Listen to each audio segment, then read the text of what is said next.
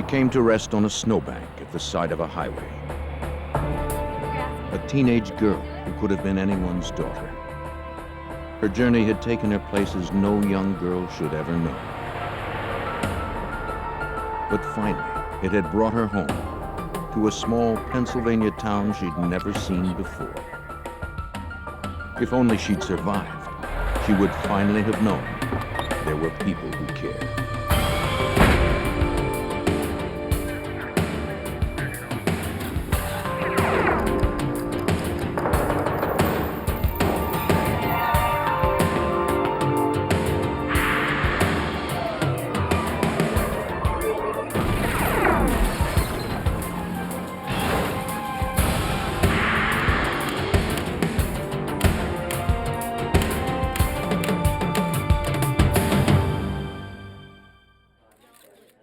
She appeared on the highway in the spring, a young woman, her life cut short, her past and her identity a mystery.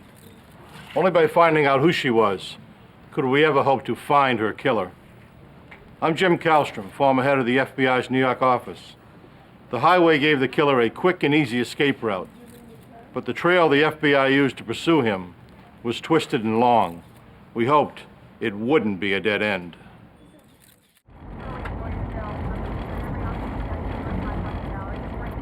March 24th, 1993, Bellefonte, Pennsylvania.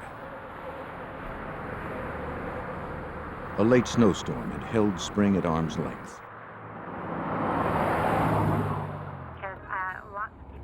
On his way to work, a motorist drove down a quiet, snow-lined roadway. But something on the roadside caught his attention.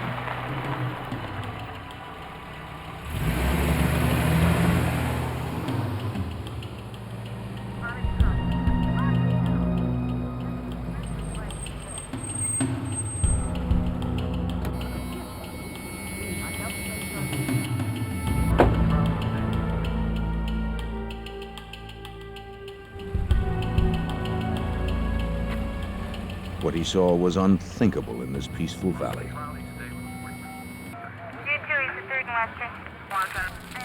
Pennsylvania State Police were immediately called in.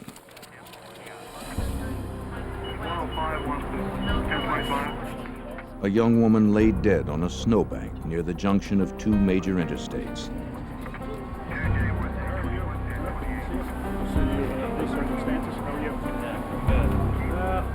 What do we got here? The county coroner determined the girl had died before she was dumped there. She was wearing only socks, panties, and a sweater. And she was young, high school or college age. But perhaps most disturbing, there was a rope knotted around her neck. And her hands were also bound. District Attorney Ray Griecar was at the scene, appalled by what he saw. What struck me is that someone had not only murdered this young woman, but treated her with such disrespect. The way her body was found haphazardly askew on this pile of snow suggested that she had been just thrown out as if she were nothing more than a piece of refuse along the side of the road. And it's something that makes you angry when you see it. Her body was taken away for an autopsy. Soon word of the crime began to spread in this close-knit town of 7,000. It was the first homicide in Bellefonte in 13 years. Like District Attorney Griecar, the townspeople were shocked and outraged. FBI Special Agent Randy Kohik was among them. He was drawn to the case well before the FBI was officially involved. That whole area up there is known as Happy Valley. It's a nice place to raise your kids. I lived there for 12 years. Crimes like this just don't happen there. And needless to say, to have a young girl's body dumped in your community is a heinous thing. They were extremely upset, and even more so, they wondered whether or not perhaps the murderer might live in the community. Detectives searched for anything that might help identify the girl. They found no purse or wallet, and little else. And I remember commenting to Trooper Madden that morning that he would be very, very fortunate indeed if he was ever able to even identify this young woman, let alone figure out who murdered her. Trooper Madden of the Pennsylvania State Police would be lead investigator. There was a slight indentation into the snow, about 6 inches, where the body itself looked like it had been dumped off of some type of object, be it a truck or vehicle, into the berm of the snow. Madden surmised the vehicle had been a truck with a cab fairly high off the ground. Tire tracks nearby would prove him right.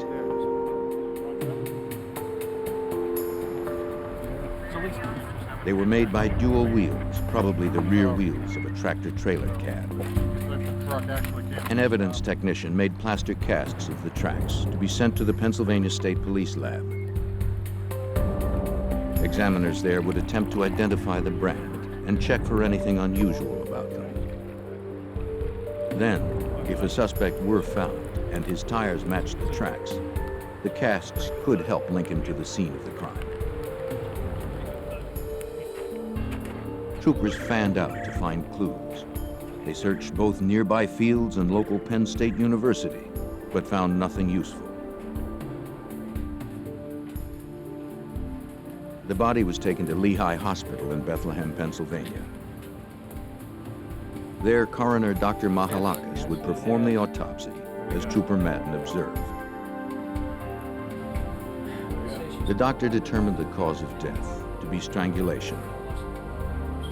There were no gunshot or stab wounds. The body's core temperature revealed the young woman had been dead less than 12 hours when her body was discovered. It seemed she had died some time before she was dumped on the roadside, as the coroner at the scene had guessed.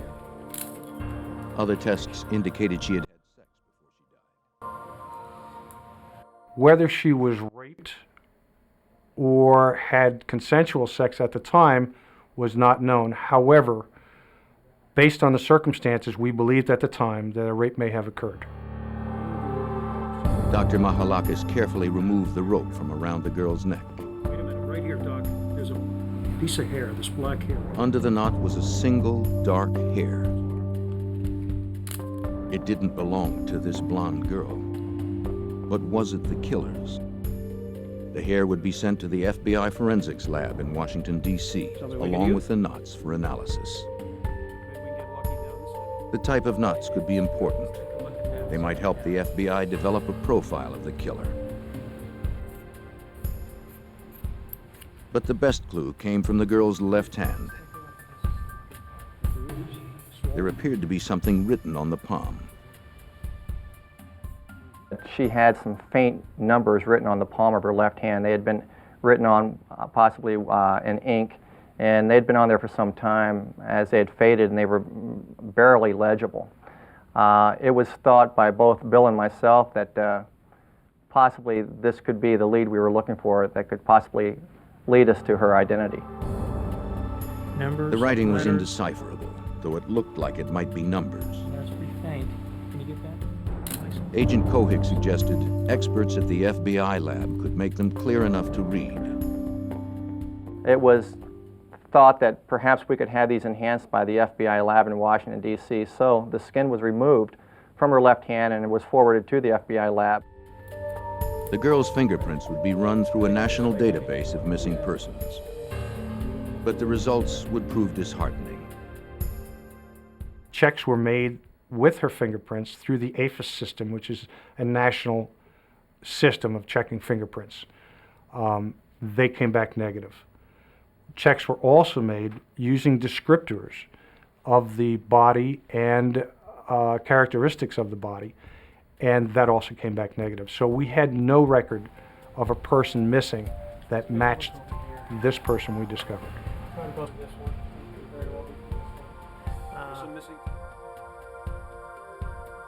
Then, x-rays were taken by a forensic dentist. They could be crucial in identifying the woman. If a tentative ID were made and these x-rays matched those taken when the woman was alive, they'd confirm her identity. But first, she'd need to be visually identified by someone who knew her in life, which would be difficult after a full autopsy. Closing facial incisions made for the dental x-rays and masking contusions would take hours of painstaking work. To restore her to the way she looked in life would require the artistry of a skilled mortician. Stephen Mondock was just the man for the job. When we received her body, she'd been through quite an ordeal. You know, we had to put a little bit of makeup on her. We had to get her hair done. We dressed her. We made her look as lifelike as possible at that point. We then proceeded to take photographs that were eventually placed in the newspaper. Those photographs depicted her as more lifelike than she had looked when first found. But Mondock gave her more than a face. He gave her a name. When the coroner brought her in, he said, "We have a Jane Doe for you." And I said, "Carrie," I said, "you know, I don't like calling people Jane Doe." I said, "It seems so impersonal." He says, "Well, what are we going to call her?" And I said, "Well, she was found in Spring Township, right?" He said, "Yes." I said, "Why don't we call her Spring?" And I said, "Well, she was found in the dawn of the morning, so why don't we call her Spring Dawn?"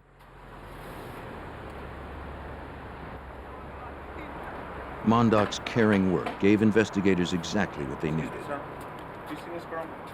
They showed photos of the girl to dozens of truckers at local truck stops, restaurants, and gas stations.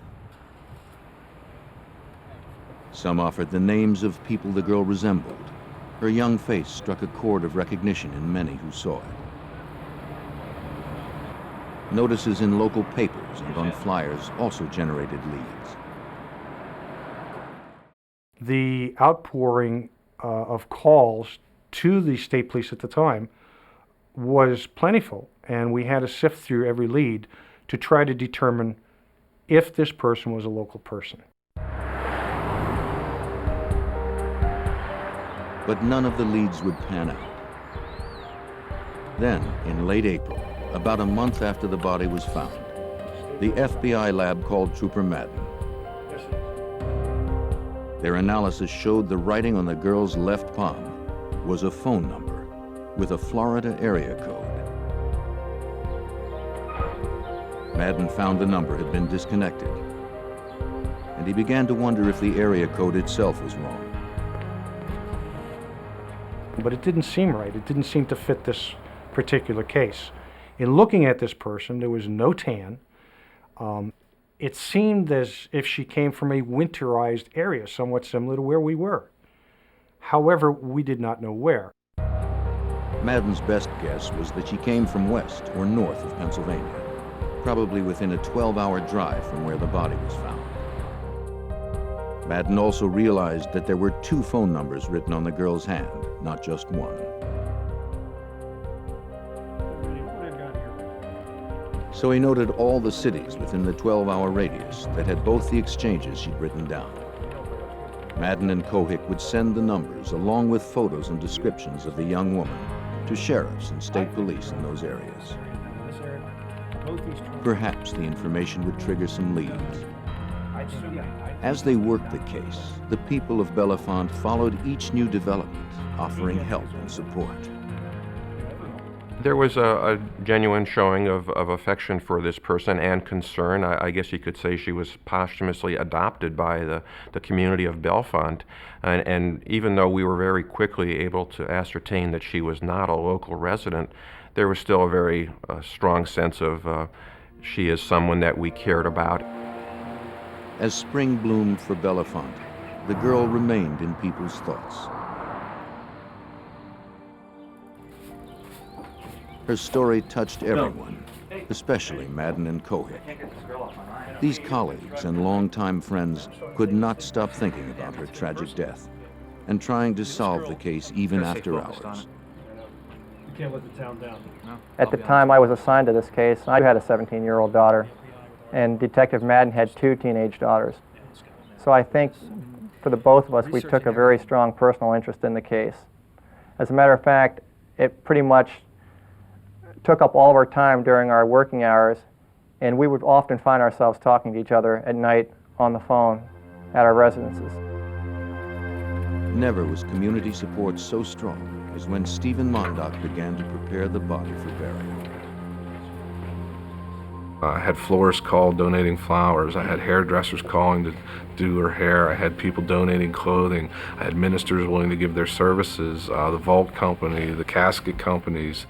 The cemetery where she was to be buried was actually at the bottom of a beautiful mountain where there's wildflowers growing. We had the monument company had was willing to donate a stone to bury her. It was just amazing how much the town all came together in an effort to bury her. More than a month after the body was found, it was time for a burial. Not only did the town want to bring closure to the tragedy, the body could not be preserved much longer. Still, Madden needed just a little more time. The last thing that we wanted to do as a police agency was to lose the body. In other words, we did not want the body buried at that point in time without identification. Just when the body could be kept no longer, a break in the case finally came. A sheriff's office in Maine received Madden's information packet on the girl. See what you think. Though he didn't recognize her face, he called one of the numbers written on the girl's hand. He had no idea who might answer the phone. Yes, hello, this is Sheriff. He reached Mark Rosenberg, a guidance counselor at a local school. Promising, given the girl's age. I'm Detective Staples. Thanks so much for meeting with me tonight. A detective visited Rosenberg and his wife at their home. I'd like to see if you can help me identify the woman in this. When the detective showed the Rosenbergs a photo of the girl, they immediately recognized her. Can you look at that for me, please? And when they spoke her name, it was eerily familiar. Dawn Marie Birnbaum. Steve Mondock's choice of the name Spring Dawn had been uncannily accurate. And I was shocked. I was amazed. It was just a strange coincidence. But it felt right. She was part of our community. Mark Rosenberg was one of the last people Dawn talked to before she died. Investigators hoped he could lead them closer to her killer. After a search that stretched from Florida to Maine, investigators had learned the identity of a teenage girl found dead near a rural Pennsylvania interstate. As they spoke to Mark Rosenberg, a guidance counselor at the school she had attended, he said she'd called him just days before she died, from a payphone. He'd tried to help her, but it was already too late. The school she attended was mainly for at-risk teens, like Dawn herself. She'd had problems with authority figures ever since her parents' divorce. In Indiana, where her mother lived, she'd been through a dozen foster homes and run away almost as many times.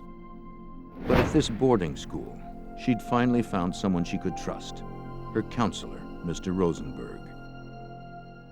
As Mr. Rosenberg was talking to Dawn, the operator was interrupting, telling her to put more money in. Time was running out, and Mr. Rosenberg told Dawn to call him again so he would know she was safe. She said she would do that. He gave her his home telephone number, which obviously she then wrote on the palm of her hand. She said she'd call back, but in fact, she never did call again. The school would send Dawn's dental records to Pennsylvania, where forensic dentists would match them to x-rays taken at the morgue. The result would be a positive ID and a turning point in the case. The FBI entered the case officially under our kidnapping statute. Obviously, we had a girl who was found in central Pennsylvania laying in a snow pile, tied up, and who had previously been seen just a few days earlier in the state of Maine. So we have the interstate aspect. Now, we are aware that The investigation focused in Maine, where Dawn was last seen alive. Maine state police officers interviewed Dawn's friends, including Heidi Hansen. Heidi told them Dawn had been planning to hitch a ride with a truck driver, as she'd done about a year before. On that occasion, Dawn and another friend, Mandy Gray, had run off with a trucker named John Hoffpower. They dropped off Mandy at her home in Georgia, then continued on.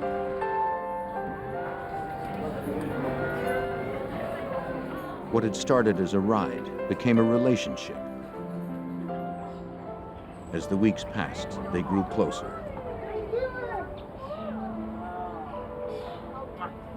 And the woman of my life, Dawn. She's been waiting weeks to see you. Hoffpower took Dawn home to meet his grandmother. They continued to travel together, driving his routes. No one knew exactly where they'd gone or what they'd done, but Dawn spoke fondly of her time with Hoffpower. They'd enjoyed each other's company, and he had treated her well.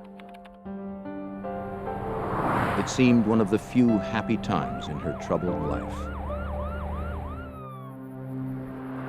Then, about a month after Dawn was last seen, the truck was pulled over by police in a random traffic stop. An officer demanded Dawn get out. She complied.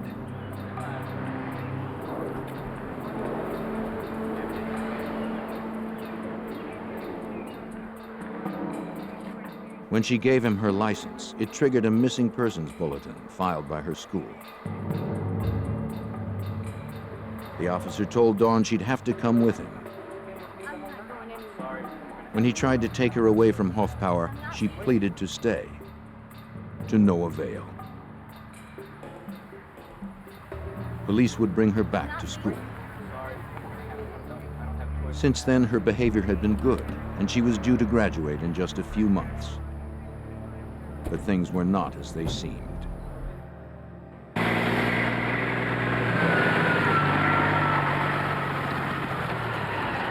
Apparently, Hoffpower was still in love with her, and maybe she with him.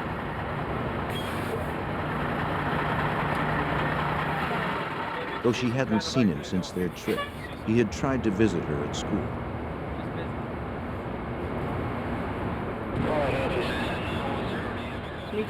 Listen, I'm sorry, you can't get in here. But security guards had kept him from entering the grounds. You got no clearance to come in here.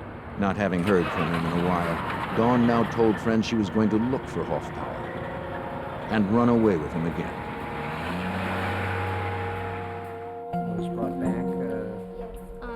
On the evening of Sunday, March 21st, 3 days before Dawn was found dead, she had snuck off from a movie theater.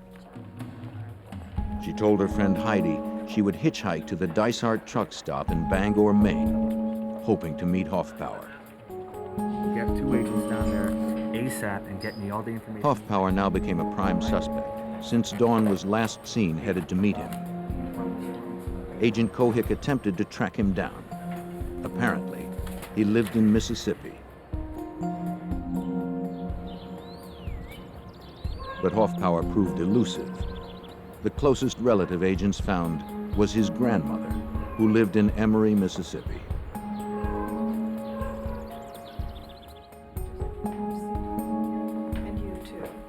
She welcomed them inside and told them she'd raised Hoffpower as her own son. He was devoted to her. No matter where he was, he called her almost every day. He had even brought Dawn home to meet her.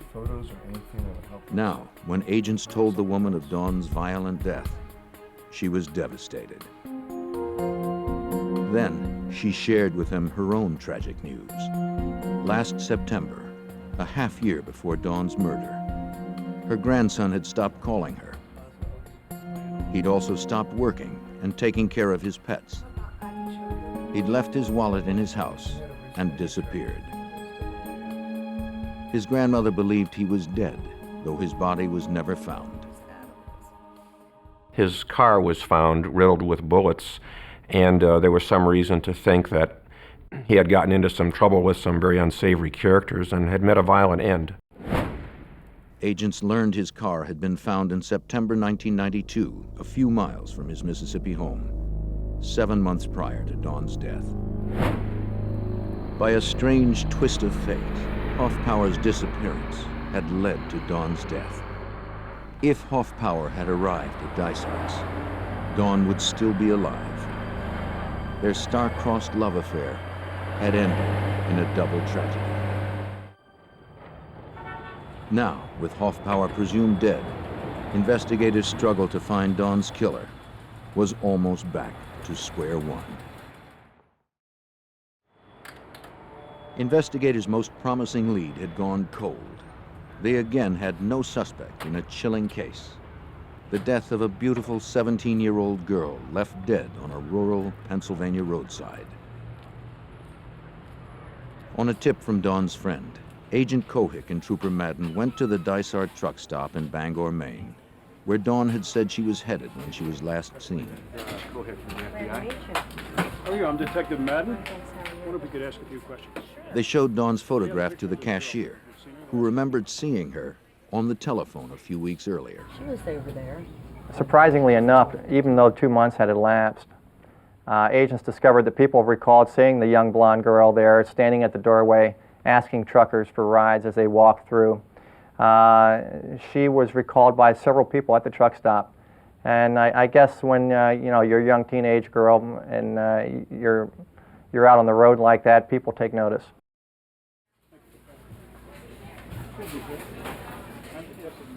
It seemed obvious this was where Dawn had made her last phone calls.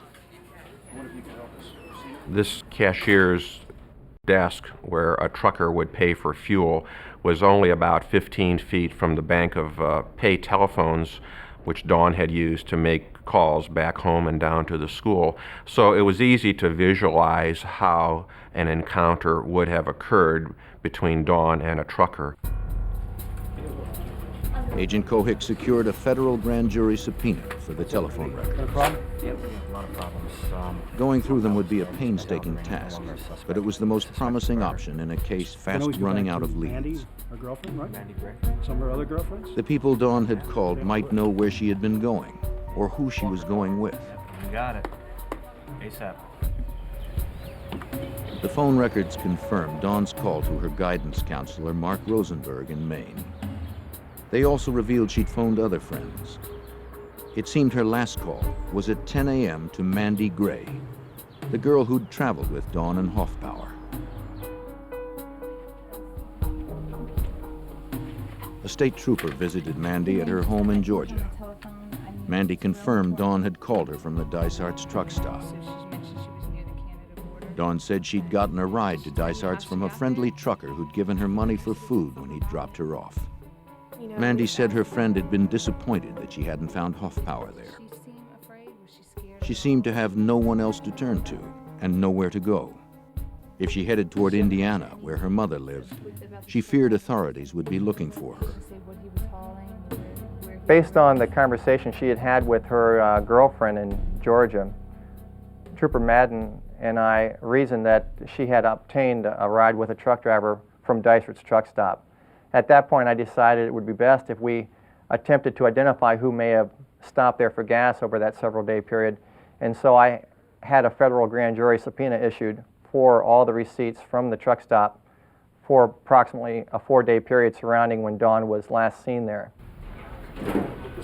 Meanwhile, Trooper Madden obtained receipts for the 3 truck stops closest to where Dawn's body was found in Pennsylvania.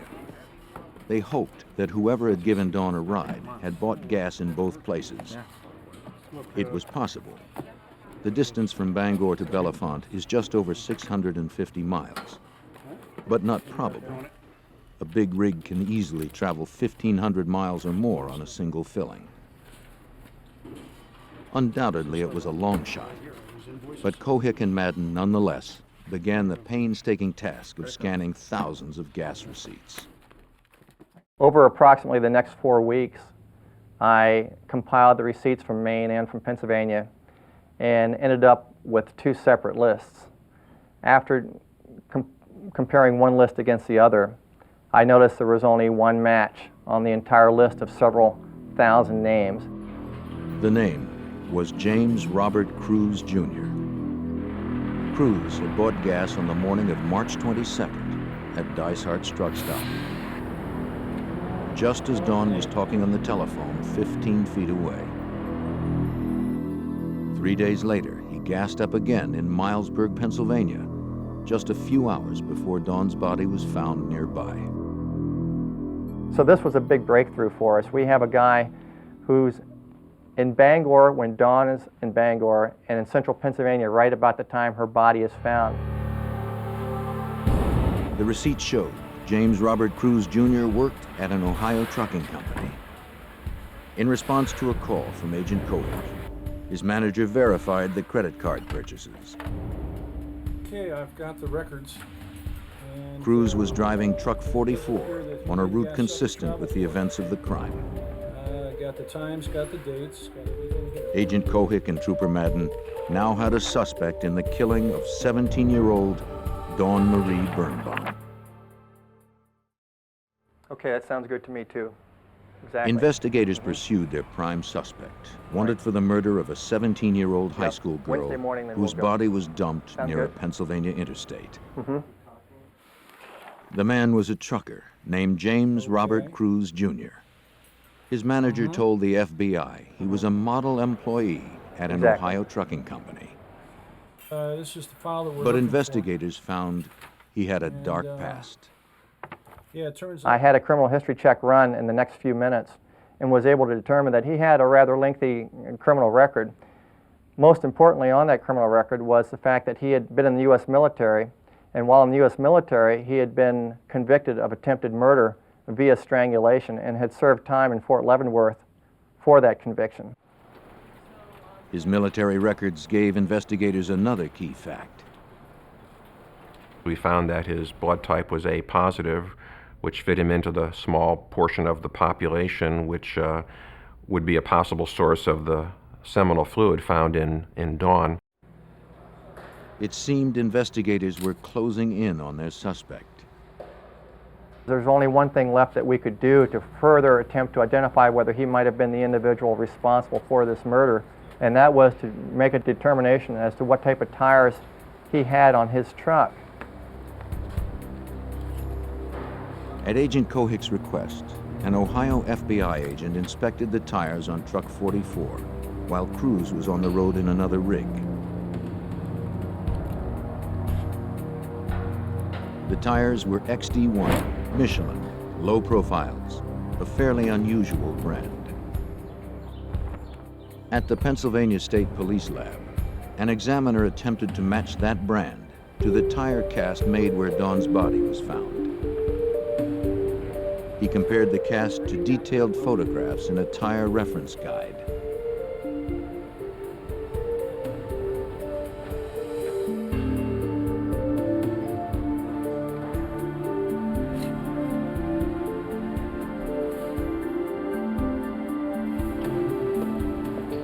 They matched. Another breakthrough in the case.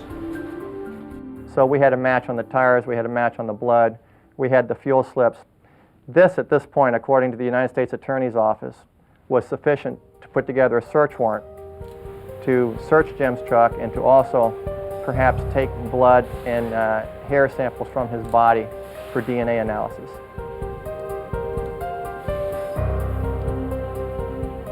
When Cruz was again away in another rig, FBI evidence recovery technicians examined truck 44. But if Dawn had in fact been in this truck, it would have been at least 2 months ago, so investigators didn't expect to find much.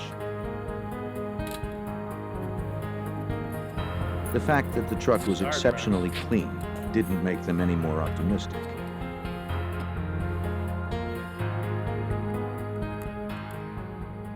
The search took pretty much the entire day, and it was an exhaustive search. We were searching both the tractor and the trailer itself. There were over 300 pictures taken of the tractor trailer. But nothing turned up. An evidence technician was about to declare the search complete when something caught the investigator's eye. And I looked at the passenger door and noticed that at the bottom of the door there was a piece of carpeting. And upon closer examination of the carpeting, I noticed one single blonde head hair interwoven in the fibers of the carpet. You see something?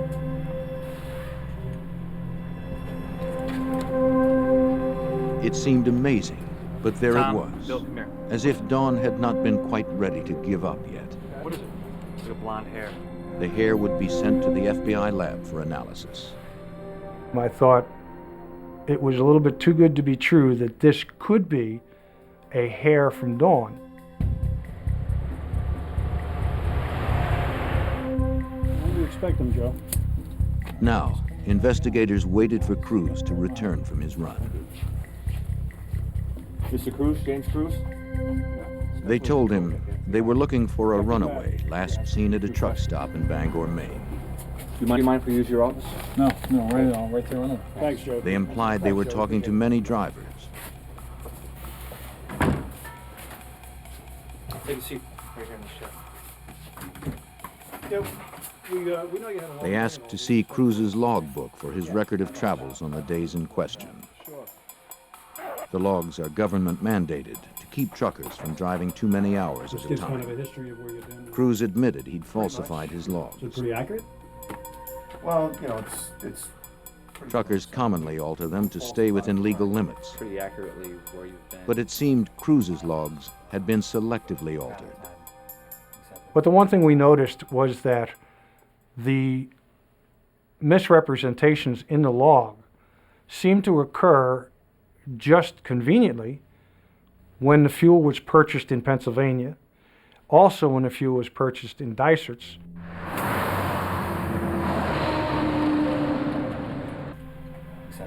I'm sorry. In response to questions, Cruz calmly described his route.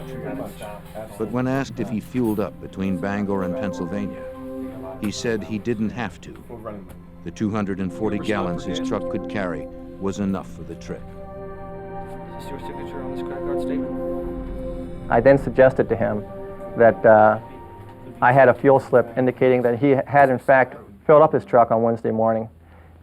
He paused for a second and then advised that he did in fact recall doing that, and it was due to the fact that they gave free showers away at that particular truck stop in Mossburg.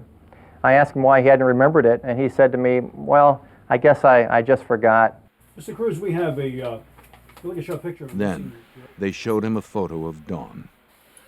We asked him if he had ever seen this girl before. At that point in time, he very calmly and casually stated no, he had never seen this girl, he didn't know her, nor had he ever met her before in his life. Stopped in Bangor, Maine. They told him they had strong evidence linking him to the crime. Dawn's phone calls from Bangor that coincided with his stopover there. You have any problem with that? The match of his truck tires to the tire tracks at the scene. And the match of his blood type to the type found on the body. He calmly chalked it all up to coincidence. I don't know how. At no point during the interview did any of his mannerisms indicate that he was at all nervous with my line of questioning. And as the night slowly went on, I think even Detective Madden agreed that he became less of a suspect for us, even though we had all this circumstantial evidence. He was just too calm and cooperative. Do you have any problem with that? Not at all. Cruz remained friendly, even when investigators produced a warrant for blood and hair samples. They would later learn from FBI profilers that such an excessively calm response can be a sign of guilt. On September 6th, results of the blood and hair analysis proved them right. The samples from Cruz matched the hair and DNA the killer had left behind on Dawn's body. With that evidence in hand, agents obtained a federal arrest warrant for James Robert Cruz, Jr. The FBI and the Pennsylvania State Police had identified the man who had brutally raped and murdered a young woman. On September 8th, 1993, with a federal arrest warrant, Agent Cohick and Trooper Madden arrested James Robert Cruz, Jr. when he returned from another trucking run. As they made the arrest, Cruz suddenly dropped his easygoing attitude. One of the differences between the initial interview of Mr. Cruz and the arrest of Mr. Cruz was his demeanor. No longer was he the cool, calm, and collected person he had been during the initial interview that we had with him. Instead, Mr. Cruz appeared to be very sullen and was angry towards both Agent Cohick and myself. Cruz's arrest was the reward for determined investigators committed to catching the killer of a girl who could have been anyone's daughter. Just 6 months earlier, investigators had only a body in the snow near an interstate with no ID. He was charged with first, second, and third-degree murder, rape, kidnapping, and the federal charge of unlawful flight to avoid prosecution. But I'd like to take a few minutes. For Dawn, the nightmare started as an adventure. On Sunday, March 21st, she left her friend Heidi at a movie theater near their school in Poland Springs, Maine. Dawn headed for Bangor, where she hoped to meet John Hoffman. A friendly trucker gave her a ride. She and John had been separated for months, and she looked forward to seeing him. But he wasn't there. She could not have known he was missing and presumed dead. Instead, her life would intersect with that of a much more sinister man, James Robert Cruz, Jr.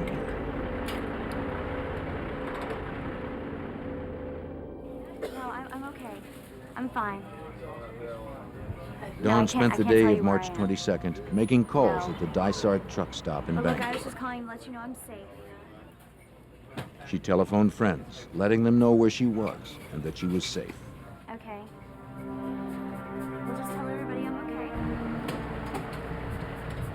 Oh, I appreciate that. She also talked to her school counselor, Mark Rosenberg, okay. to say she'd run away, Tell everybody but was that. fine and promised to call him that evening. Okay. Oh, hang on a second. Hang on. She wrote his numbers on her hand for safekeeping.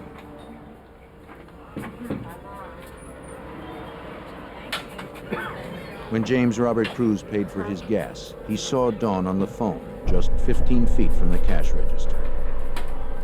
Okay. All right, well, we'll keep in touch, okay? All right. Bye. Cruz signed the credit card receipt, billing the gas to his employer in Ohio. Okay. Cool out there. Yeah. Bye-bye. Thank you.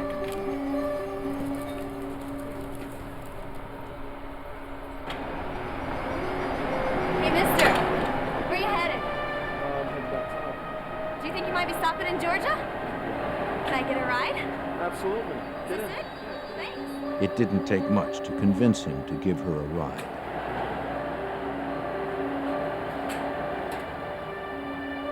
She and Cruz would head south.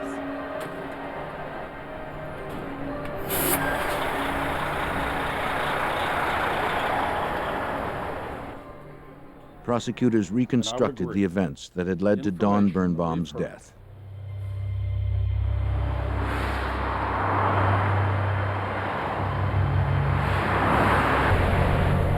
She had no idea of the danger that lay ahead. The hours she spent with James Robert Cruz would be her last.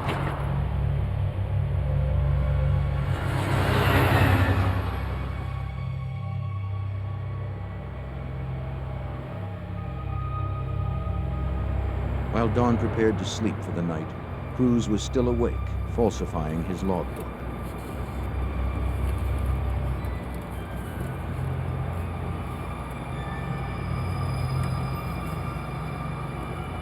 Dawn would soon find herself a helpless captive, trapped by a cruel predator, with no escape.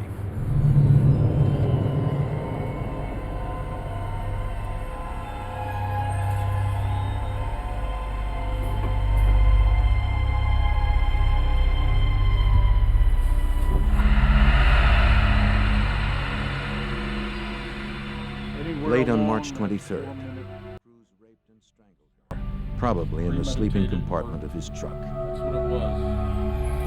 Mr. Cruz stopped anywhere.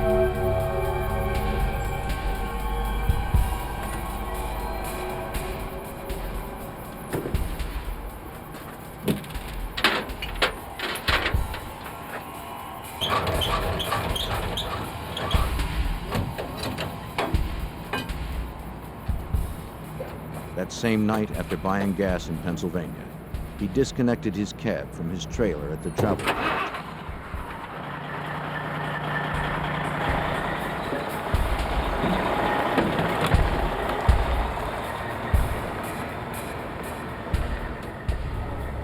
He drove away, looking for a place to leave Dawn's body.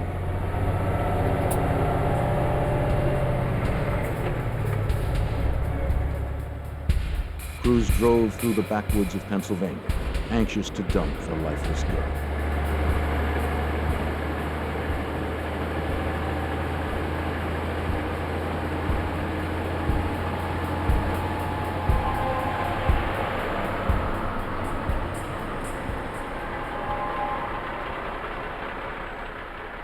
In the wee hours of March 24th, he pulled over to the side of the road.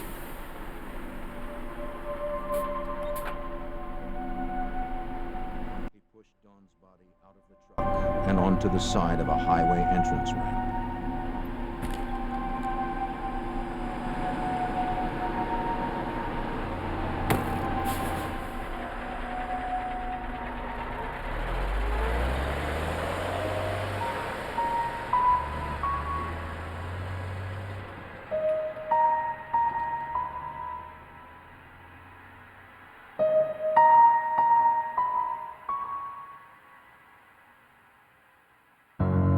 Chose not to. Cruz almost certainly believed he'd never be caught. That's what it was. And if not for dedicated investigators, advanced forensics testing, and plain good luck, he might easily have gotten away with murder. District Attorney Ray Griecar served as prosecutor. And one point that I wanted to emphasize to the jury was how long it took Dawn to die at the hands of James Cruz. The pathologist testified that from the moment the rope was knotted around her neck, it took 4 minutes for her to die. Griecar's approach was effective. On June 14th, after 14 hours of deliberation, the jury found James Robert Cruz, Jr. guilty of first-degree murder. The judge sentenced Cruz immediately to life in prison without parole. He is serving his time at the Greene County Maximum Security Prison in western Pennsylvania. The legacy of this investigation, I would say, is the fact that at the beginning of the investigation, all we had was a young girl laying in a snow pile who had died a death no one should have to die. No identification on her for the most part, and a very strong concern among law enforcement agencies that she would not ever be identified, much less have the killer caught and convicted. We have Cruz behind bars. We have to make sure But it that seemed he's done. Cohick and Madden may have We haven't performed had an even cases greater lately. service Well, than they those- first realized. Sequenced with what we've got. At the time of the arrest, there was a lot of media interest in Cruz because in his own home state of Ohio, there had been a number of young women found along the highways and on-ramps over the previous year or two, and who had been tied up as well and left along on-ramps. A review of our VICAP database indicated over the previous 10 years there were approximately 600 young women that were found along the highways and who had died in a suspicious manner. We were not able to conclusively state that Mr. Cruz was involved in any of these murders. What we do know is that after the arrest of Mr. Cruz, the murders that we were talking about in the state of Ohio ceased. For Dawn Birnbaum, peace had finally come. The gentle people of Bellefonte will always remember her, and the killer who took her life and changed theirs forever. 10 days before the holidays, in a small Pennsylvania town, a new mother is excited by her baby's first Christmas. But when they disappear without a trace, the holiday turns tragic. Investigators suspect her husband is somehow responsible. But with little evidence, they called on the FBI to find the answers before time ran out for the missing mother and child.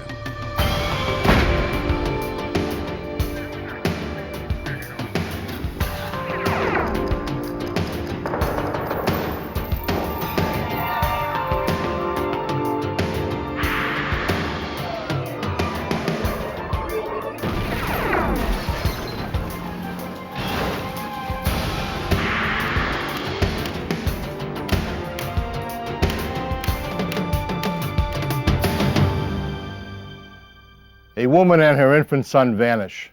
The husband is frantic. The clues are scarce, but hopes linger, even as the hours and days tick by without a word. Was she on the run or the victim of foul play? I'm Jim Kallstrom, former head of the FBI's New York office. It was an investigation filled with blind alleys and dead ends. In order to go forward, we had to revisit the past.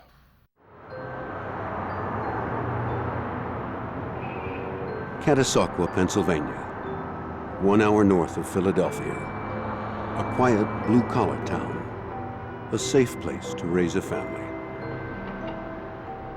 By December 15th, 1994, the town was preparing for the holiday season.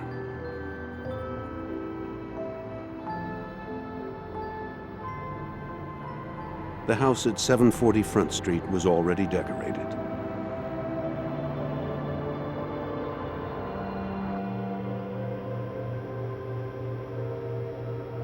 Inside, 26-year-old Joanne Katrinak, happily married and a new mother, was especially excited about the holidays. It would be the first Christmas for her 4-month-old son, Alex.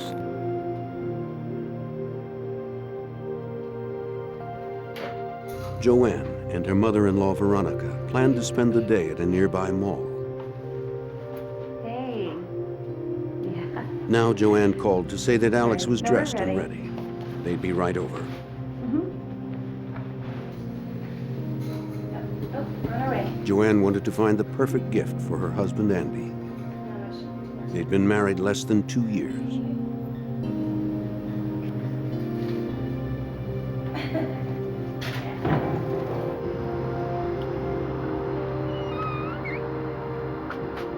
And though they didn't have a lot of money, Joanne had been saving for the holiday.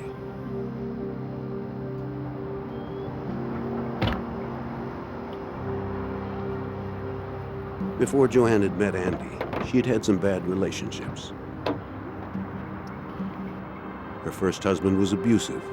The marriage had ended in divorce. But she was happy now.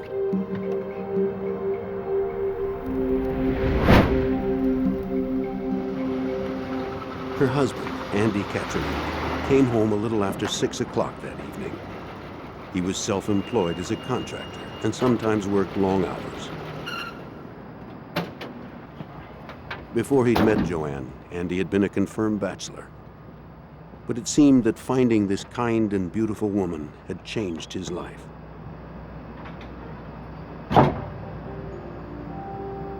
Usually, Joanne and Alex were waiting for him when he came home. But not tonight. That didn't seem to worry Andy. After all, it was Christmas time and the mall traffic would be heavy. He saw that Joanne had left some chicken to defrost.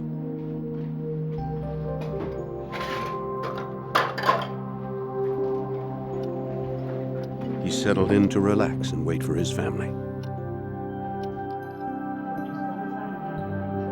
An hour went by, then another. Still, Andy didn't seem concerned. He watched TV and drank another beer.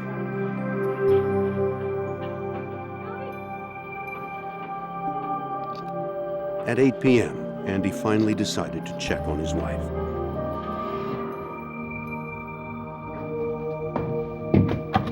His first call was to his mother, Veronica. Hey, Mom. You seen Joanne? He knew Joanne had planned to shop with her. Well, it's, But now his mother said Joanne had never come by. No, well, did you didn't Nor had she answered her phone calls. Well, no, she didn't. That's why I'm calling you, because I hadn't seen her. I hadn't heard from her yet. No. Well, what'd you guys do? Veronica was worried. She said she and her husband, Andrew Sr., would be right over. While he waited for his parents, Andy checked the house to see if anything was amiss. In the basement, he found the door leading outside, open. A door he and Joanne never used. The lock had been pried away from the door frame. Andy immediately called the police.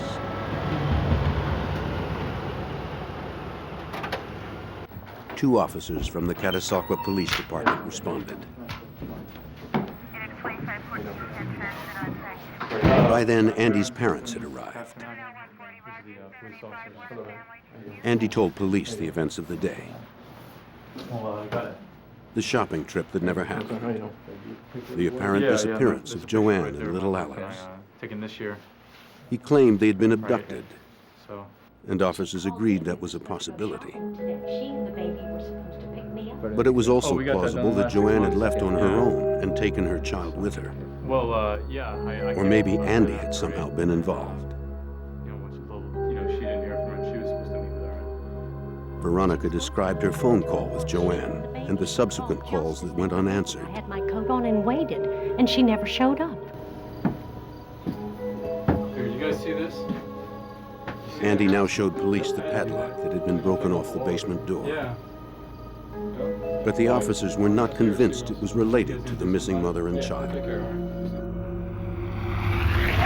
That night, Andy stayed home by the phone while his father searched the surrounding area for Joanne and Alex.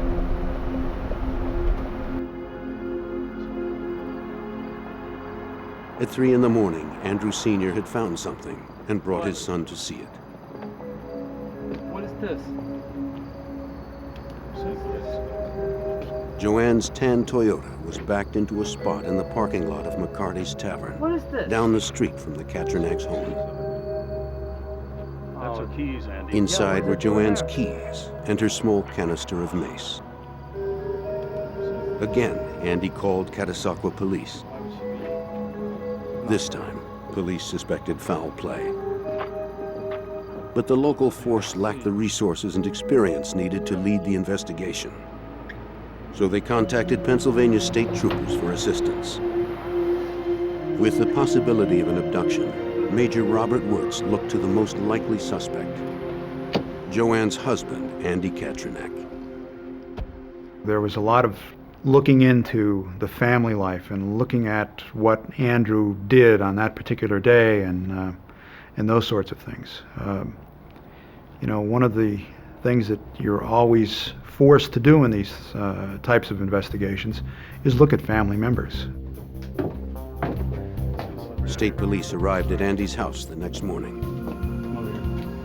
You see that right there? Andy told them that overnight he had noticed something else. A cut phone line in the basement. Crime scene down here? One of two separate phone lines in the house. And I left it for you. The one cut serviced the cordless phone, while the other serviced the kitchen phone. It appeared to investigators that whoever cut the line knew where to look and which one to cut. State police evidence technicians also found a partial boot print on the basement floor and tool marks on the door frame where the padlock was pried off. No, she didn't come down. As crime scene technicians checked the house, they found nothing to remove suspicion from Andy. In the master bedroom, there was no indication Joanne had packed for a long trip. Andy confirmed that his wife's clothes all seemed to be in the closet, and the couple's suitcases were under the bed where he said they always kept them. Technicians found no blood or other signs of foul play. They dusted for fingerprints around the room's entry points, but found only Andy's and Joanne's. In the baby's room, there were also no signs that little Alex had been taken on a long trip, and no indication of a struggle or robbery. At the state police barracks garage, evidence technicians processed Joanne's car. They hoped something left behind could lead them closer to the missing mother and child. On the headrest of the driver's seat, they found 6 dirty blonde hairs. One was partially smeared with a dark red substance.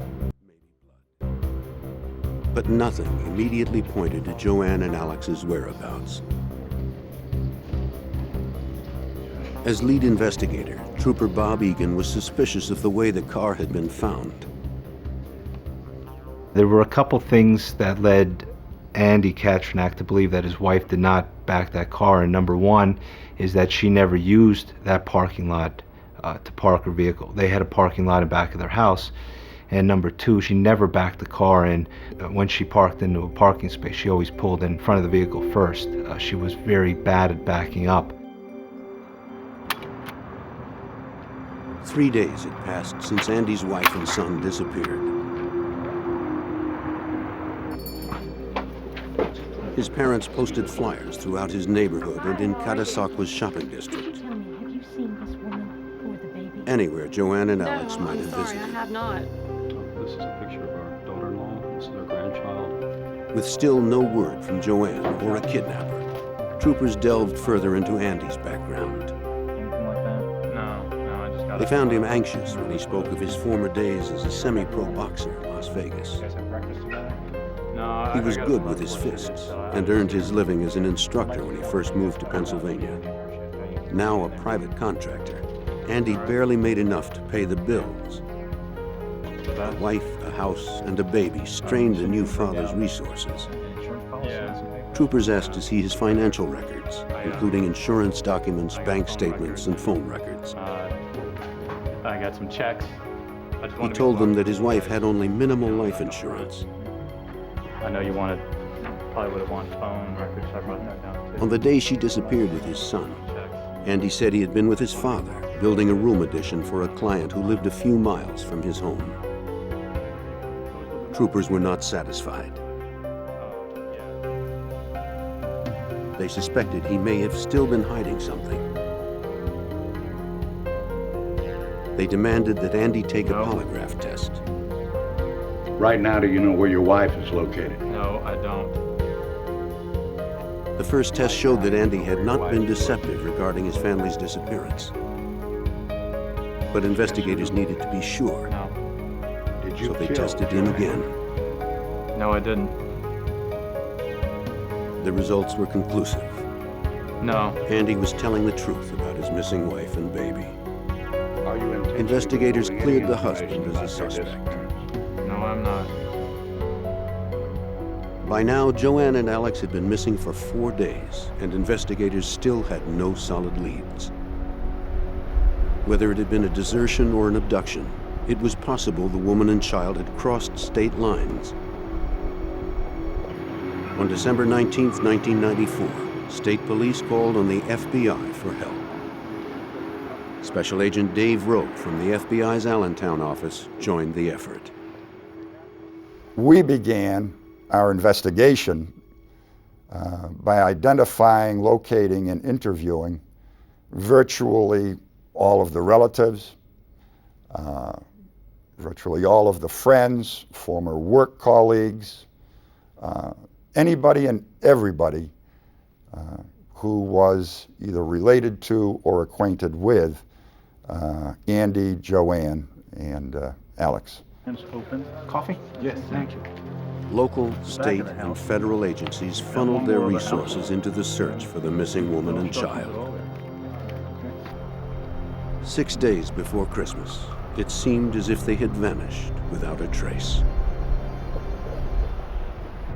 Joanne Katrinak, a 26-year-old mother, and her 4-month-old son, Alex, had mysteriously disappeared from their Catasauqua, Pennsylvania home.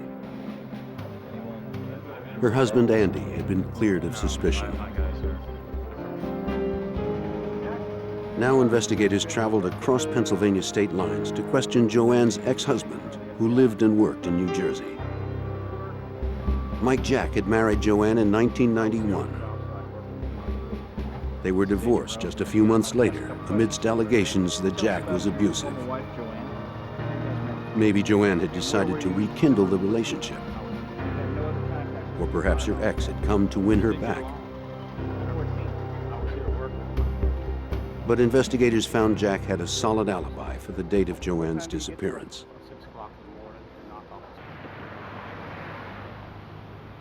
Agents also pursued people from Andy's past, What are you doing here?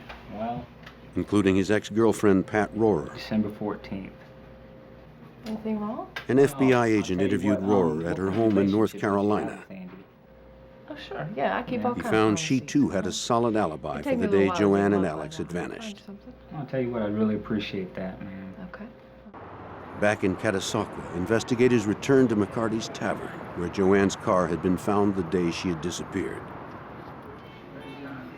Maybe someone had noticed her, or whoever had parked the car. Troopers and agents eventually interviewed everyone who had been at the bar that night, but no one had seen a thing. Were you working last Thursday night? Yes, I was. Investigators also canvassed the Katrinac neighborhood. One neighbor directed them to a handyman who rented a room down the street. He'd done repair work in several local homes. Detectives soon discovered he had a criminal record for breaking and entering.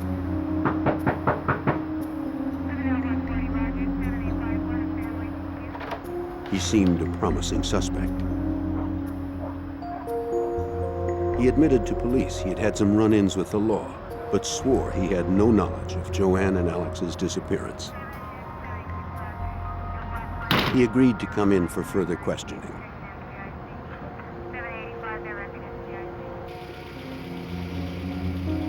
Investigators learned the handyman lived in a lean-to by a river near the Katrinac's house during the summer months. A state police canine team searched the shelter for any evidence that Joanne and Alex had been there.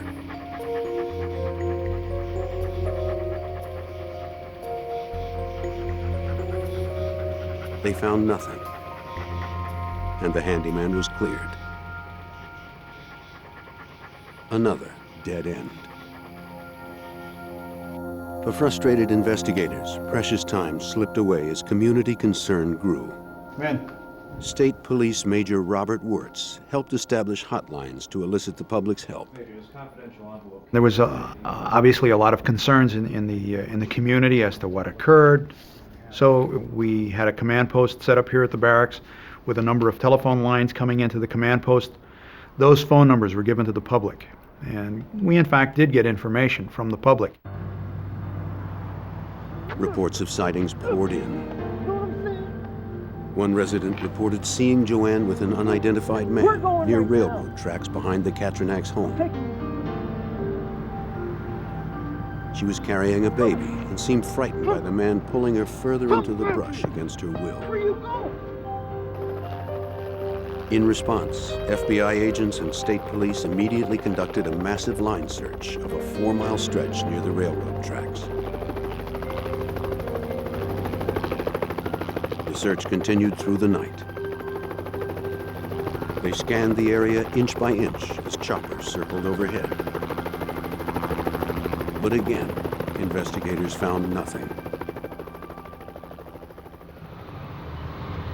Trooper Joe Kosovar, now co-lead investigator with his partner Bob Egan, recalls that reports of sightings continued. They saw her along the railroad tracks, they saw her on an airplane, they saw her in a convenience store with the baby, but none of them checked out. They were false leads, and apparently people who they saw and thought they saw were two different people.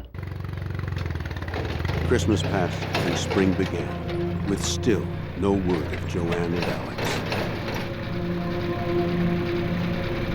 Then on April 9th, a farmer was tilling his field in Heidelberg Township, 15 miles northwest of Catasauqua. He saw what looked like a pile of clothes at the field's edge. When he walked over to investigate, he encountered a horrifying sight. Human remains.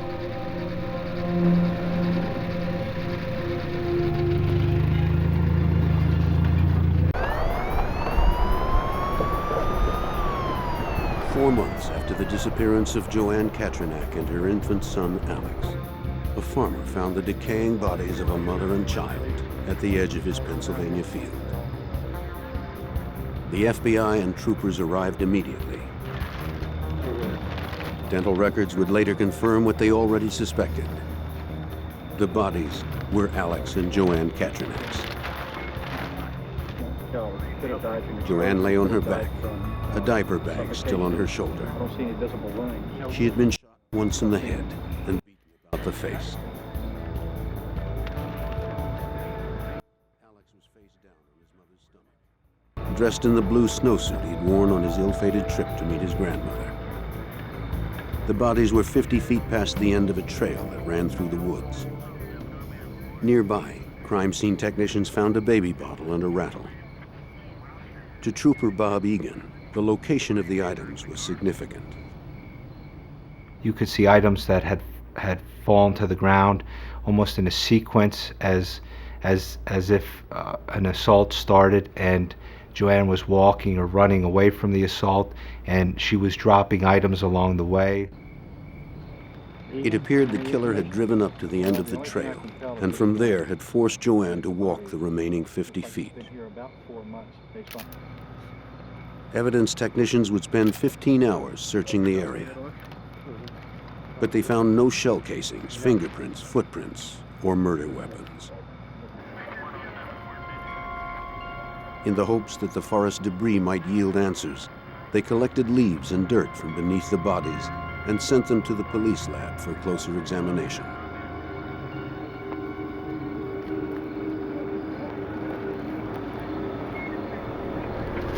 For Major Robert Wirtz and the others who'd worked the case for months, the finality of this brutal murder evoked a barrage of emotions.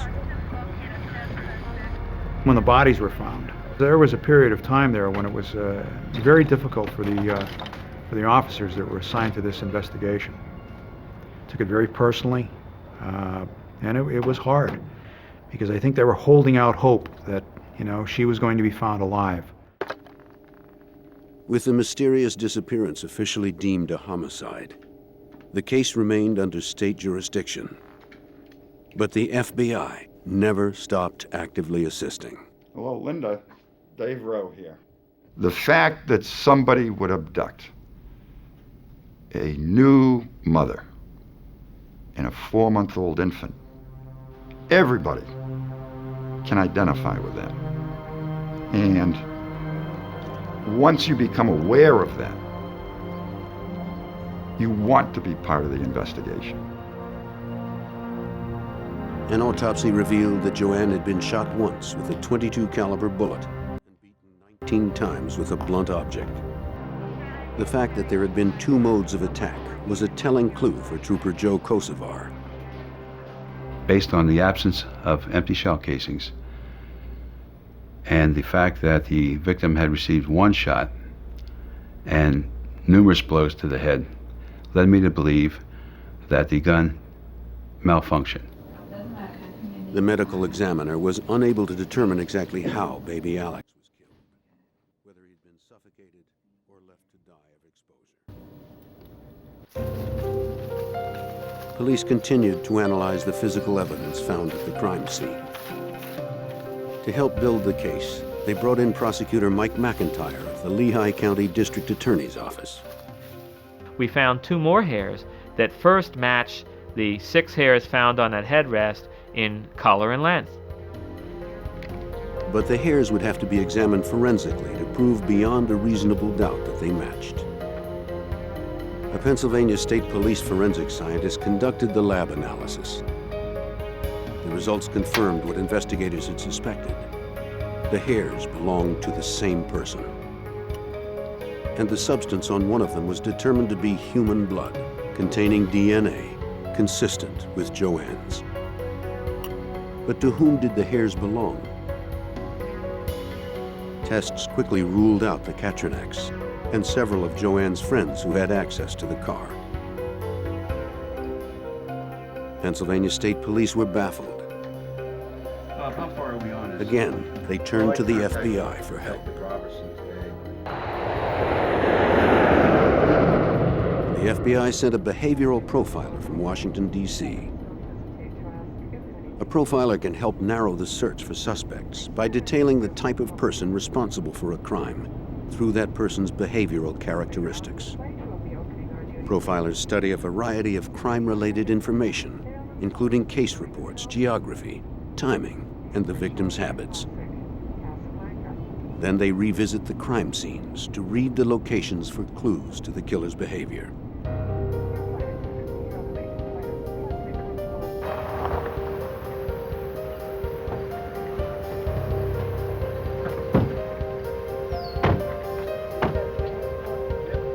Investigators first took the profiler to the place the bodies were found. He would look for anything that might reveal the killer's signature. The area was so far from the abduction site, the profiler was convinced the killer had been here before. The profiler also hypothesized the killer had been male because the attack had been so brutal. The abduction had taken place in broad daylight, which offered another hint. The killer would be someone comfortable being seen in the small town of Catasauqua, and someone who perhaps knew the family's habits and the layout of the house. By fleshing out this portrait of the killer, the profiler gave investigators new direction in a frustrating case. But troopers needed a name that fit the profile. To find that name, troopers drove Andy around Heidelberg Township, close to where the bodies were found. They hoped to prompt his memory of someone who knew this rural area. They asked if Joanne had ever visited here. Was there a friend or a family member who lived nearby? Andy could think of no one. Disappointed, investigators returned to State Police headquarters. Then, just as Andy was about to leave, he remembered something. He did know someone who knew Heidelberg Township, and also his home in Catasauqua. His ex-girlfriend, Pat Rohrer, had once managed a stable in Heidelberg. And with that, he tells me that he couldn't tell me the exact place, what it was called, because he couldn't remember the name, but he could give me directions on how to get there. So I told him, I said, well, tell me. As he started to tell me the directions of how to get to where Patty Rohrer was boarding a horse and taking care of horses, well, I knew he was taking me right to the area where Joanne and the baby were found. We used to go together. Pat Rohrer and Andy had lived together briefly in Pennsylvania. He told investigators he once visited her at the stable. But they'd broken up in 1989, and she had moved back to North Carolina. How you been? Yeah? It's all right. Then in the spring of 1991, before Andy met Joanne, Rohrer had visited him unexpectedly after a fight with her most recent boyfriend.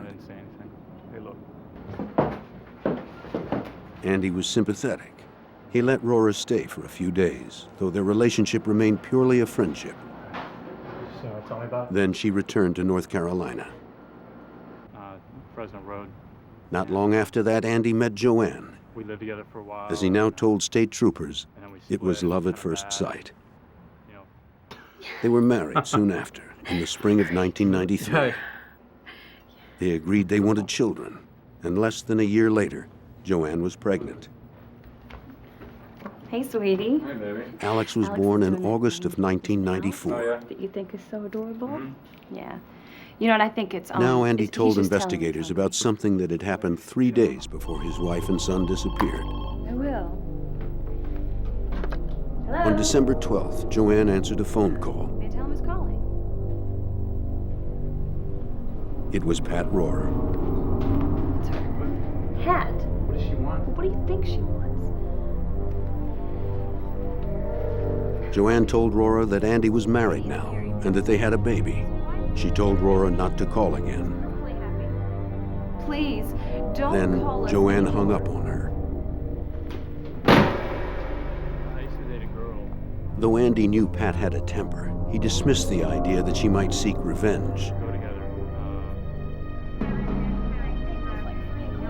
Then the investigation took an unexpected turn.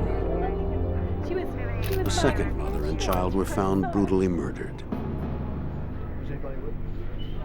The pair, who resembled Joanne and Alex, were discovered in a retail store dressing room in nearby Collegeville, Pennsylvania. Investigators now wondered if a serial killer was on the loose, preying on mothers and children in Pennsylvania. While investigating the homicide of Joanne and Alex Katranak, Pennsylvania State Police responded to another double murder in a retail store just 45 miles away. The victims were a second young mother and her baby. Police feared a serial killer was on the prowl. They quickly arrested the suspect, the store owner's son. While he confessed to this killing, he had an airtight alibi for the day Joanne and Alex were slain.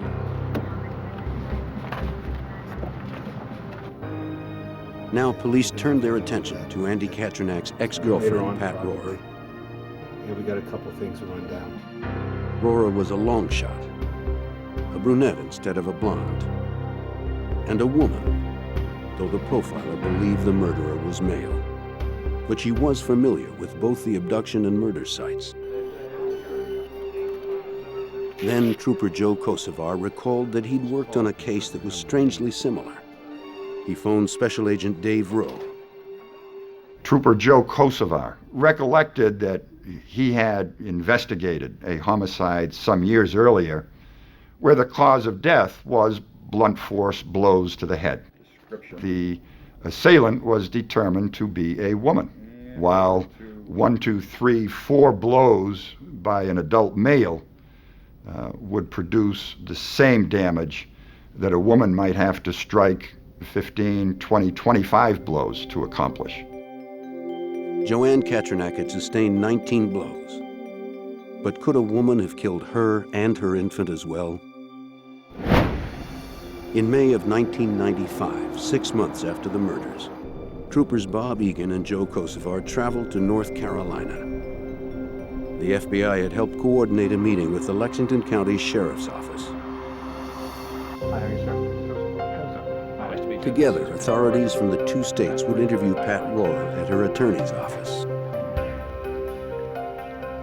Rohrer's mother was also there. You exercised abortions. Can you tell us more? Rohrer expanded upon her original alibis. On December 15th, the day of the crime, she said she'd visited a local tanning salon.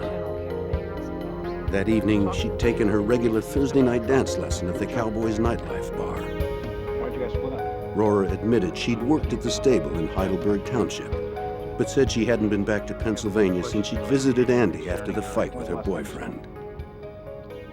She also swore she'd never owned a gun.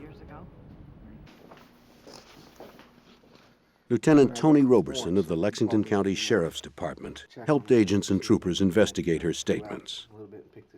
The first thing that they wanted to do was discredit her alibis to find out whether they could be corroborated or whether they could be found to be invalid. Excuse me, ma'am. Investigators Hi. visited the tanning Please, couple salon Rohrer claimed to have used on the day of the murders. Detective Kosovar, State Police. Prosecutor Mike McIntyre remembers this alibi quickly proved false. If you can get that for us. The owner of the tanning salon, Mrs. Simerson, said, hey, you know what? Something's wrong here, because we were closed on that particular day that Pat Rohrer says she was in getting a tan, because that's my husband's birthday, and we were over at the shopping mart in some city about 50 miles away, and I remember that, and I have a receipt for you from the shopping mall to show that we were there. Excuse me, sir. At the Cowboys Nightlife bar, the dance instructor knew Rohrer as a regular. We're investigating a murder up in Pennsylvania, and we understand that The club's sign-in sheet showed she'd been there the Thursday before December 15th and the Thursday after, but not on the 15th. And she was there. Investigators secured Rohrer's phone records. They showed she'd used the phone every day of December 1994, except from the 12th through the 15th. Despite her alibis, Rora could not prove she'd been in North Carolina on the day of the killings. More incriminating still, her police record revealed a history of violence. She has violent tendencies, has had them in the past. She was charged in a neighboring county, in Forsyth County, of getting into a fight over a man at a bar. And she was arrested that night. But investigators were still missing one key piece of evidence, the murder weapon. Rora continued to deny she'd ever owned a gun. But investigators kept digging. At a North Carolina stable, they found one of her ex-boyfriends, Walter Blaylock. He distinctly remembered that Rora had bought a handgun for $50 at a yard sale. It was a .22 caliber Jennings, which they had used for target shooting in Rora's backyard. Just put your hands on me, girl. The last time he had seen it was during an intense argument. Calm down, Pat. I'm not going to calm down. Calm down. Don't do something foolish. Please. Settle down. Put a gun down. Now Blaylock told Trooper Egan the gun had a curious flaw. He went on to describe the handgun as being a junky piece of junk type of handgun that often after the first time you shot it, it jammed, not allowing you to fire a second shot. Now this fed into the theory why somebody would be shot once and then beaten about the head. The FBI helped coordinate interstate efforts to secure a probable cause warrant to search Rora's North Carolina home for the murder weapon. They arrived with the warrant on July 24th, 1995. Search your house, man. What are you doing here? I have a warrant. Despite a thorough search, they didn't find the gun. But they did find numerous spent .22 caliber shell casings in the backyard. State Police. Detective Egan, Detective Kosovar, ma'am. Only when police told Rora that they knew she owned a handgun did she admit to it. Gun in my house. But she insisted Blaylock had taken it with him when he'd moved out about a month before the murders. No, I have not. Why did you buy the gun? I told you. The case against Rora was with growing, him, but it was built on circumstantial evidence. Just because he wanted this gun. Did she hit it? She could have dumped it. And strangely, the only physical evidence, the hairs from the car on the murder site, didn't seem to fit.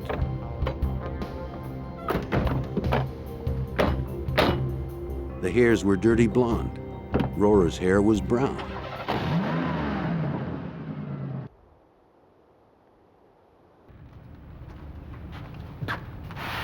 Trooper Joe Kosovar wondered if it could have been dyed at the time of the killings.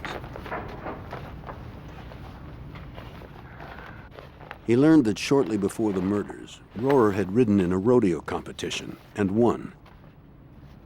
Kosovar contacted the event organizers, hoping they'd taken a photo of her. His inquiry paid off. They sent him the photo.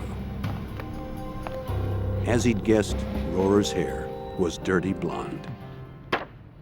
The photograph was given to our crime lab personnel, and they compared the color of the photograph of the hair with the color of the hairs that were found in the vehicle and decided that they should further investigate those hairs.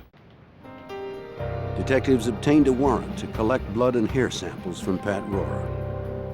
If evidence analysts could match her hair to those from Joanne's car on the murder site, the troopers could make their arrest.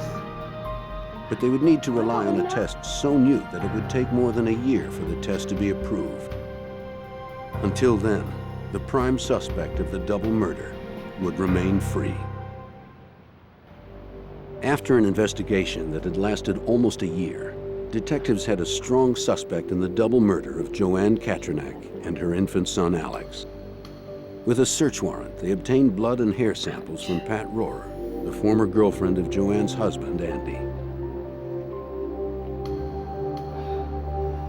Rora was now pregnant with the child of her current boyfriend. Forensic scientists would attempt to match her hair samples with hair found at the crime scenes.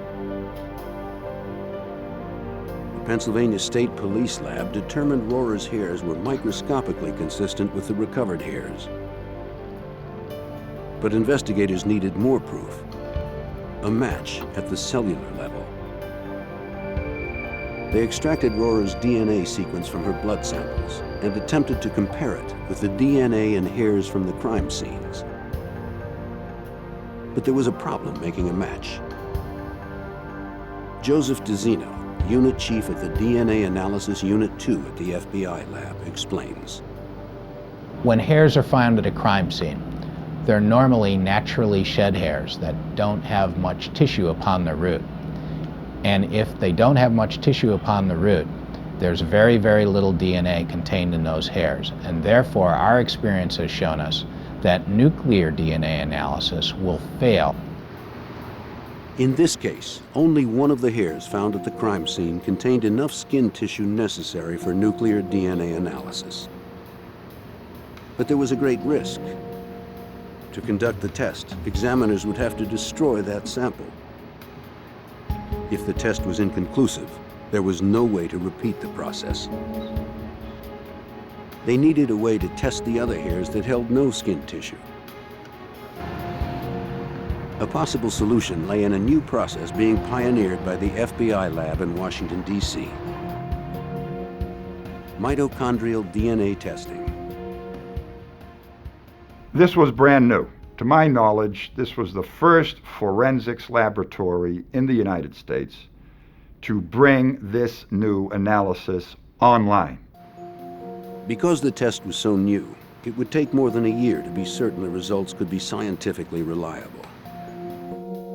Mitochondrial DNA testing uses the DNA contained in the cell's mitochondria, or organelles. Since there is more mitochondrial DNA than nuclear DNA in hair cells, it is easier for examiners to retrieve the mitochondrial DNA. With 5 hair samples to test, examiners could repeat the test and obtain more reliable results. With mitochondrial DNA analysis, we're over 90% successful obtaining DNA from hairs that are naturally shed, hairs without root. And we only need about 1 inch of hair in order to obtain a result, generally speaking. To attempt a mitochondrial DNA match, first the DNA sequence in a hair cell's mitochondria is isolated. Then its sequence is plotted and compared to the suspect's known DNA sequence, in this case taken from Pat Rora's blood cells. Both DNA sequences matched. Forensic scientist Joseph DeZino explains what that meant. If a hair from a crime scene is found to have the same mitochondrial DNA type as a blood sample from a suspect, our reports state that that suspect cannot be excluded as a source of that hair from the crime scene. Therefore, Patricia Rora could not be excluded as a source of these hairs. However, without nuclear DNA confirmation, the result was not absolutely conclusive. Now scientists examined the hair sample with skin for a nuclear DNA match. It corroborated the mitochondrial match. There was no question that Patricia Rora had left those hairs behind. It was a pivotal moment in the case. In the early morning of June 24th, 1997, investigators arrived at Rora's home with an arrest warrant. Pat Rora, I've got a warrant for your arrest. I need you to come with us, ma'am, please. Yes? Deputy, go with her. A female detective followed Rora upstairs to keep an eye on her as she dressed herself and her 18-month-old daughter. It seemed a routine safety precaution, but it yielded some of the most damaging evidence in the case. During the time that Pat was trying to settle her baby down and get dressed, the female detective, Suzanne Pearson, was present in the bedroom. And it was at this time that she overheard a conversation that Pat Rora had with her baby. Pat's baby's name is Nicole, and what the detective overheard was Pat Rora saying to Nicole, Nicole, if I would have known I was going to get caught, I would have never brought you into this world. It was something that Suzanne Pearson, the detective, documented as soon as possible, and this was very damaging.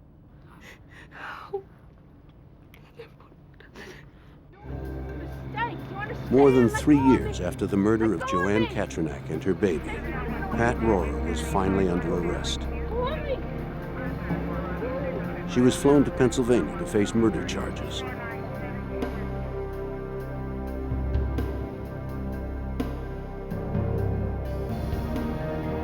Preparing for trial, prosecutors pieced together the terrifying events of Joanne and Alex Katranak's last day.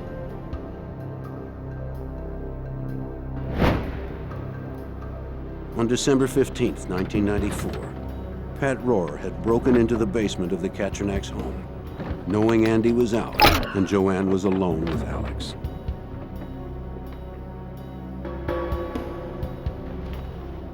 Joanne had no idea Rohrer was downstairs as she called her mother-in-law and packed up baby Alex for a shopping trip. Right. From the basement, Rohrer heard every word Joanne said. All right, I'll see you in a bit. Bye.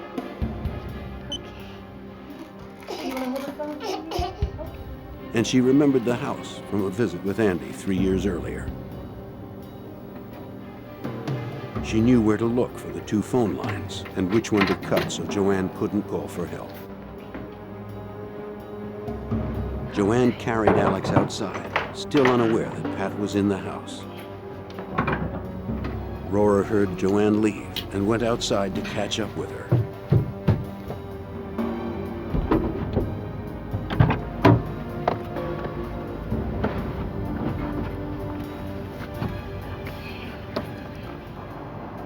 Joanne didn't see Rohrer sneak up behind her, carrying a .22 caliber Jennings.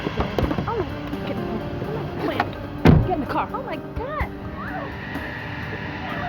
Get in the car.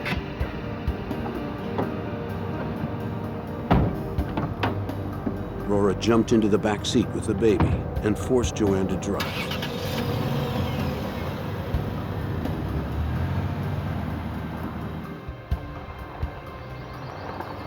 Joanne must have been terrified as she drove with Rohrer's gun at her head, afraid for herself, and more so for her helpless 4-month-old baby.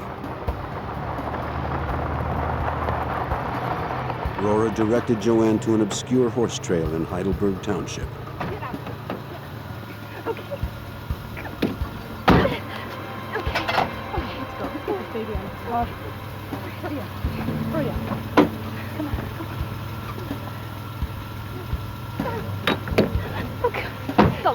As Rohrer forced her further into the woods, Joanne in her terror dropped Alex's rattle and then his bottle.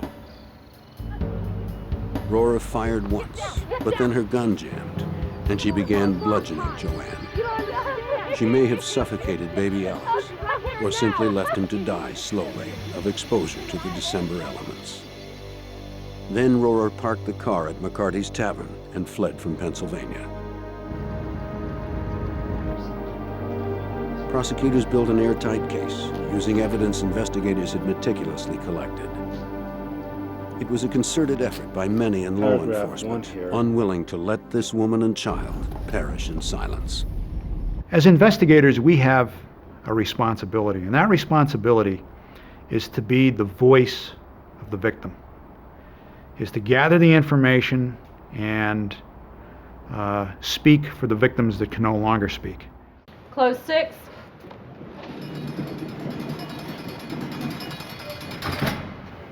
The jury found Pat Rohrer guilty of 2 counts of kidnapping and 2 of first-degree murder.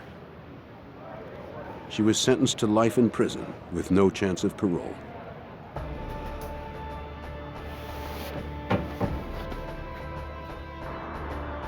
Legally, the case was closed, and for the town of Catasauqua, the mystery was solved. If not for the advanced forensic technology of the FBI, this brutal double murderer might still be free.